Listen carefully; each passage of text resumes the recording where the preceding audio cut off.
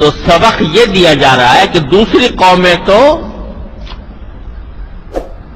عید مناتی ہے یا جشن مناتی ہے، وہ اپنے کسی تاریخی واقعے کی بنا پر بناتی ہے۔ کرسمس ہے عیسائیوں کی، وہ کہتے ہیں 25 دسمبر کو حضرت عیسیٰ علیہ السلام پیدا ہوئے تھے، ان کی یادگار میں 25 دسمبر کرسمس منائی جاتی ہے۔ حالانکہ تاریخی طور پر یہ بات ثابت نہیں ہے کہ 25 دسمبر کو ولادت ہوئی تھی حضرت عیسیٰ علیہ السلام۔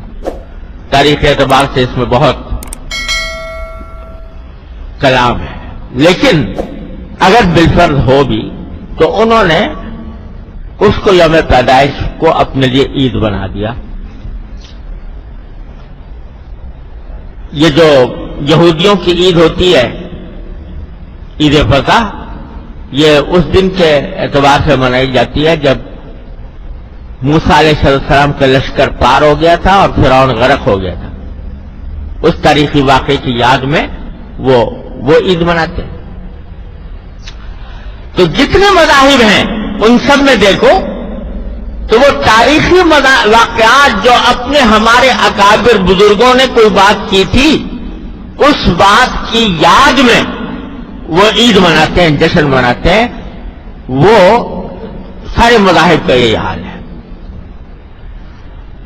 لیکن اللہ تعالیٰ نے ہمیں جو دی ہے وہ کہا کہ نہیں، دوسرے لوگ تو اپنے ماضی کو دیکھتے ہیں اور بزرگوں کی کے کارناموں پر اپنے فخر کرتے ہیں، لیکن اے مسلمانوں، تمہارا کام یہ ہے کہ تم خود اپنے عمل کو دیکھو، اور اپنے عمل کو دیکھ کر پھر اگر باقی تم اللہ تبارک و تعالیٰ کی عبادت کر رہے ہو تو پھر بے شک خوشی مناؤ۔ وہ جو اقبال نے کہا کہ تھے تو آبا وہ تمہارے ہی مگر تم کیا ہو، تھے تو آبا وہ تمہارے ہی مگر تم کیا ہو، ہاتھ پر ہاتھ دھرے منتظر فرض۔